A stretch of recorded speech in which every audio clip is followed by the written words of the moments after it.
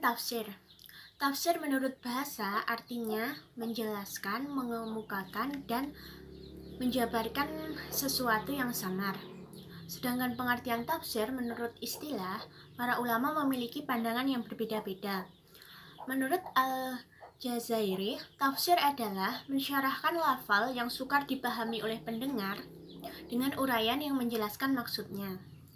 Menurut Abdul Azim Az-Zarqani, tafsir adalah ilmu yang membahas Al-Quran dari segi pemahaman maknanya sesuai dengan yang dikehendaki oleh Allah Subhanahu wa Ta'ala menurut kadar kemampuan manusia. Menurut Al-Jurjani, tafsir adalah menjelaskan makna Al-Quran baik segi urutannya, kisahnya, sebab turunnya, dengan mengemukakan kalimat yang menunjukkan pada makna secara terang. Dari pengertian-pengertian tersebut, dapat disimpulkan bahwa tafsir adalah rangkaian penjelasan teks Al-Quran dari berbagai kandungan yang dimilikinya pada apa yang dikehendaki Allah sesuai kemampuan penafsir. Ilmu tafsir merupakan ilmu syariat yang paling mulia dan paling tinggi kedudukannya, karena pembahasannya berkaitan dengan kalamullah yang merupakan sumber dari segala hikmah, petunjuk, dan pembeda antara yang hak dan yang batil. Ilmu tafsir sendiri sudah ada sejak zaman Rasulullah hingga zaman modern seperti sekarang ini. Kebutuhan akan tafsir juga semakin mendesak lantaran kesempurnaan beragama dapat diraih dengan kesesuaian terhadap syariat, sedangkan kesesuaian dengan syariat banyak diperoleh dengan pengetahuan terhadap kalamullah atau Al-Quran. Assalamualaikum warahmatullahi wabarakatuh. Perkenalkan, nama saya Septiana Kartikasari. Di sini saya akan membahas tentang sejarah perkembangan tafsir. Yang pertama yaitu pada masa Nabi Muhammad SAW.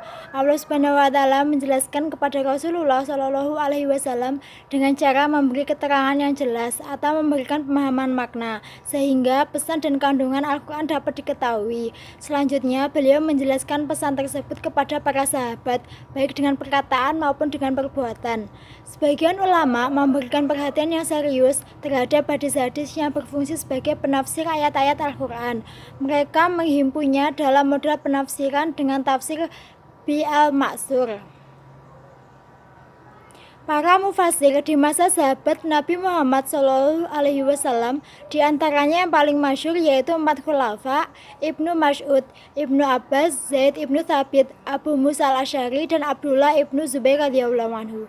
Pada masa sahabat ini belum dilakukan pengumpulan terhadap tafsir Al-Quran. Mereka tidak menulis tafsir, karena kondisi waktu itu tafsir merupakan bagian dari hadis, sehingga dengan argumentasi takut bercampur dengan Al-Quran, mereka tidak menulis tafsir. Dimulainya pengumpulan terjadi pada masa abad kedua, ketika waktu itu Umar ibnu Abdul Al-Aziz menjadi khalifah pada tahun 99 Hijriah.